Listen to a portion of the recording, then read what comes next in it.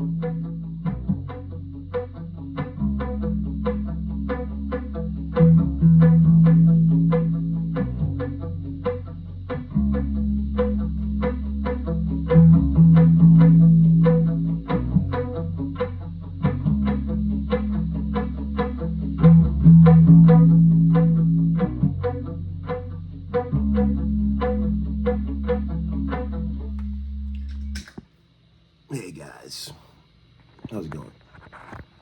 It's just Uncle Larry on a couple days after Christmas. Hair's a mess. Just woke up. You know, I kind of dig that post-Christmas lull. I was chatting with Bubba on the phone about that yesterday. He's like, when the parties are over, and it's like, and then you're just looking down the barrel of like real winter. You know, with you know, it's kind of cool. You know, we still got to get through New Year's Eve, of course, but I hope everybody's doing great. You know, no secret that I'm a huge Police fan. You guys know that. I've talked about it a million times. Marshall, my dear boy, we were listening to some Police in the car yesterday, or a couple days ago, actually, and he was like, "Dad, I want to learn that." And he wanted to learn. Let me get this going. He wanted to learn. I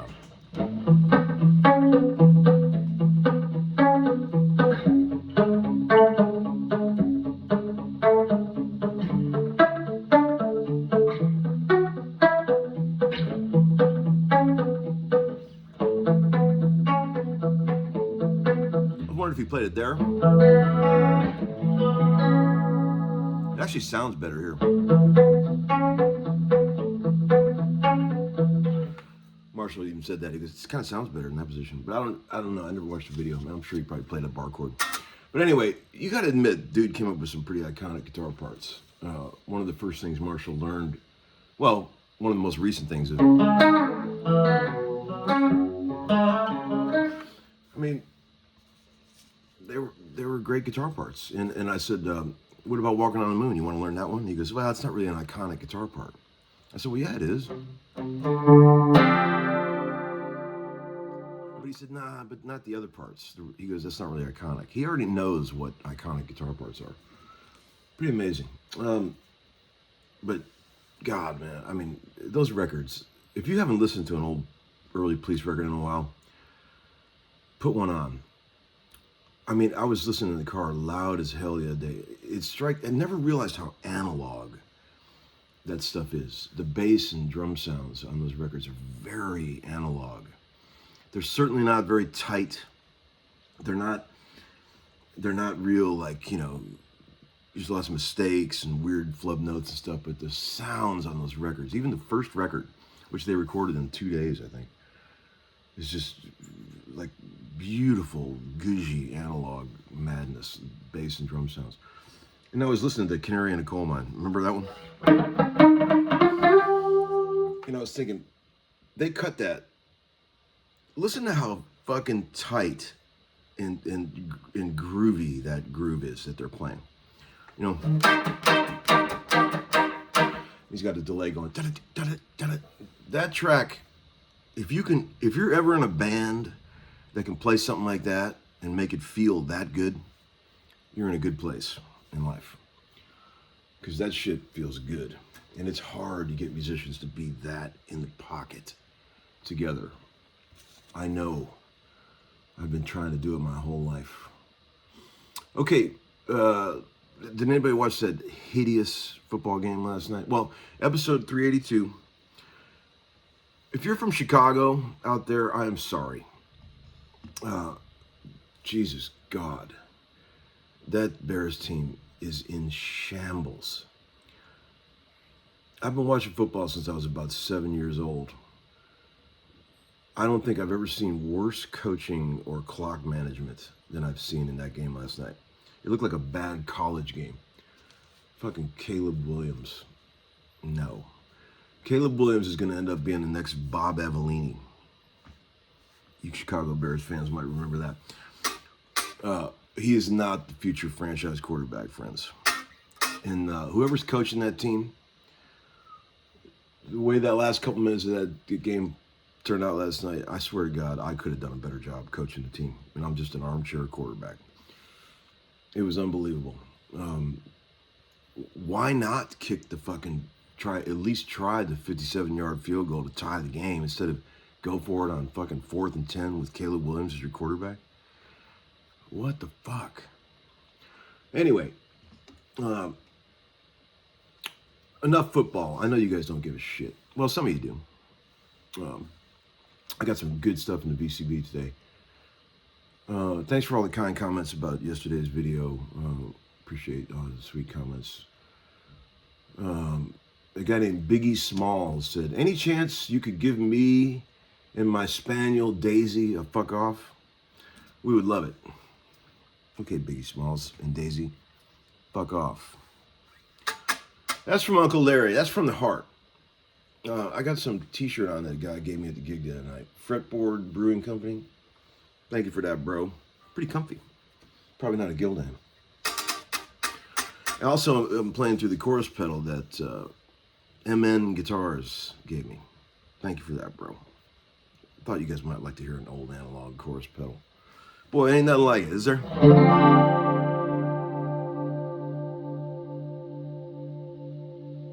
Love all those layers of... It's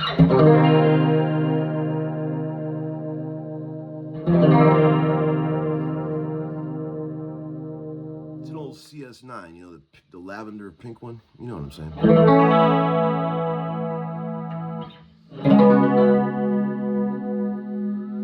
Takes me back to my earliest days and playing in bands when a couple of very forward-thinking dudes in the Cleveland area were accepting that Flock of Seagulls and modern bands were the way of the future, and they started cutting their hair like that and playing electronic drum kits, showing up at rehearsals with chorus pedals. I remember those days. Early 80s, you know. So, here's a couple more. One guy said, my new stage name is Brian Honey. I love that. If you watch yesterday's video, you'll get the joke on that one. Another guy said, can you demonstrate exactly what sports bar blues is that you always talk about? Well, sports bar blues is not just a sound, it's a lifestyle. You know, well, I said to one guy in a comment, I said, you know, it's when you show up at Jonathan's Sports Bar or whatever it may be called in your area, and there's like a little band in the corner, 4-piece band playing very quiet as not to, you know, intrude upon the wing-eating people. And it's always really organized white blues, always 12-bar. And the lead singer might have a, you know, fedora on and an old bowling shirt with a chili pepper on it. Probably playing like a early 90s American Standard Strat through a Hot Rod DeVille. And, see, you know, that's fine and everything. And I'll sit there and groove. I'll find myself going like this when I'm sitting there trying to have a beer and the sports bar blues playing. I go like this. I do this. I make that move. That's my move. But the thing about organized blues is that it's not real blues. Anytime you can predict when the 4 chord is coming or when the 5 chord is coming, it's too white for me. Blues has to be black. It has to be, you don't know where the fucking 4 chord's coming because the guy's not done singing yet.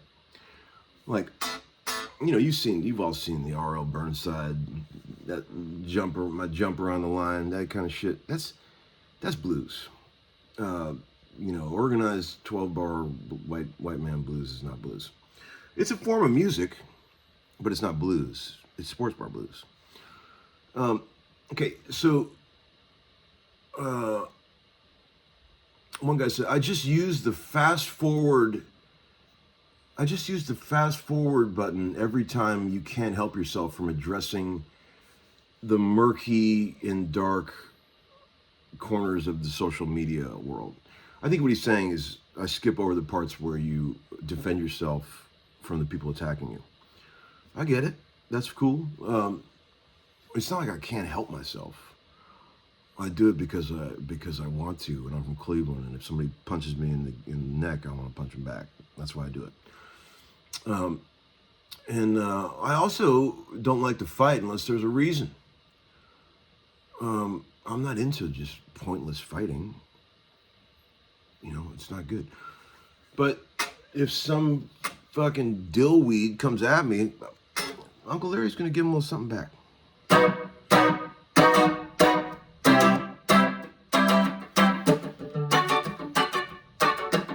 This pedal sounds great. We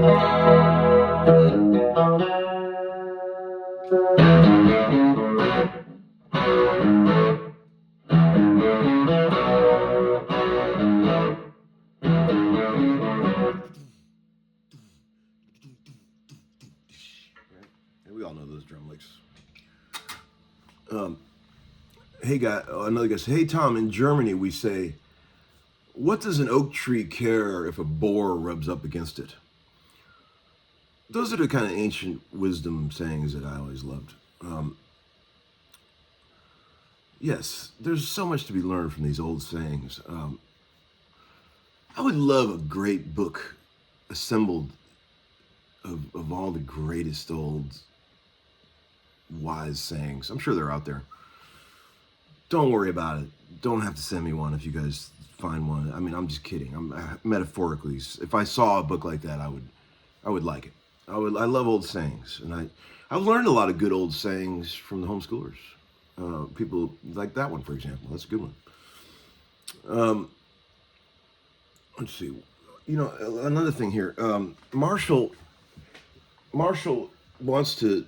Here's another thing I know nothing about. He's got this. One of his cheapo guitars is this thing. It's just something we found in Seattle in some music store, right, for $100 or whatever. But he's like, Dad, I want to paint that like Van Halen, that body. I was like, son, I don't know how to paint guitars. He goes, well, we got to figure it out. I know for sure you got to strip this paint off. You can't just paint over it. So if anybody out there in the Nashville area has a stripper we could dip this in, I'll take all this shit apart, throw it in the stripper for a minute. I don't have anything like that. I know you're supposed to soak it in some solvent. Am I wrong? I'm guessing. But yeah, that's going to be the project for the weekend, I think. And I don't know shit about repainting guitars because I'm just a Luddite from Cleveland. And I'm not very good at sort of crafts and things. Not my strong point. You don't want me refinishing the family heirloom coffee table, basically is what I'm saying to you. You don't want me doing that job. Let's see how this guitar sounds. It's got one weird pickup. I don't know what it is. Let's tune it up first.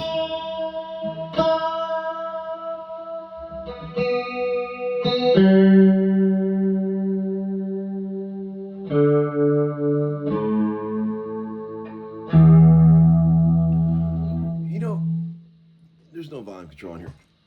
It amazes me how many guitar players don't know that you should always tune up to pitch. I see guys that have been playing for a long time. They'll tune down to pitch. Like if you go a little bit above on the tuner, they'll actually tune the key down and just stop. No. If you go sharp on the tuner, tug the string, pull it. If it doesn't settle down far enough to get to pitch, then go under pitch, tug it again, and then slowly tune up to pitch. And when you get up to pitch, stop. Then you're in tune. Never tune down to pitch, people. You will never stay steady if you do that. The only way you can get a guitar to hold tune is to tune up to pitch and stop. Tugging the strings is a crucial part of tuning. I never tune a guitar without tugging the strings. If you go a little bit above it, just to barely tug it. Don't tune it. Tug the string, then it seats it, and then you're good. If I ever told you anything in this life, let it be that you remember. Never tune down to pitch, okay? I've been beating that into my son's head. I'm like, son, never tune down to pitch, never.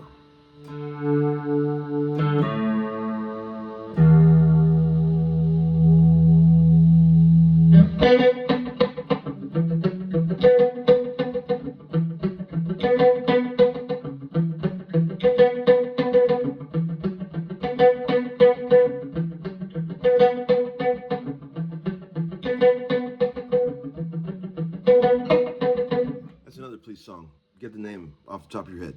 Come on, you know it. Obscure album cut for you. Don't Google. Well, you can't Google. How are you going to Google that? Yeah, it sounds good. It's got the no electronics. The pickup goes right to the on-off switch and right to the output.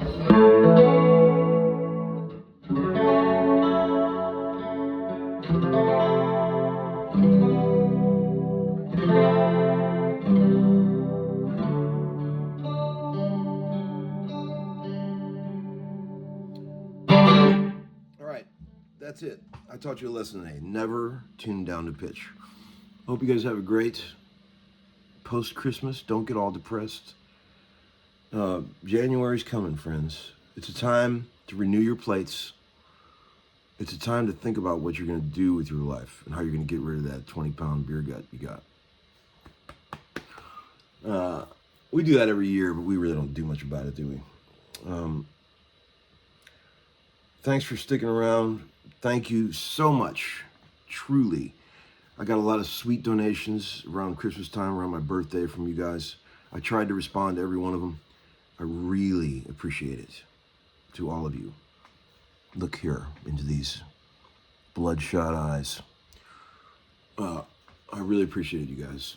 It means a lot when you guys say sweet things, support the channel. I hope you're getting something out of all this shit. I'm trying, man. I'm trying in my own fucked up way to show you guys whatever pitiful amount of knowledge I have amassed in this life. Maybe some of it's soaking in through osmosis. I think all the best shit I ever learned on guitar and about music soaked in through osmosis. It wasn't stuff that people sat down and specifically taught me. It was things that I kind of just noticed. You're probably the same way. Oh, he never does that. Whoa, he always does that. That's interesting. Stuff like that.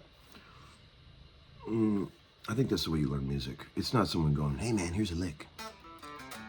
All right, friends. What if I've been talking to this phone all this time and I realized it wasn't running? That's happened. Have a great day. I'll see you. Bye.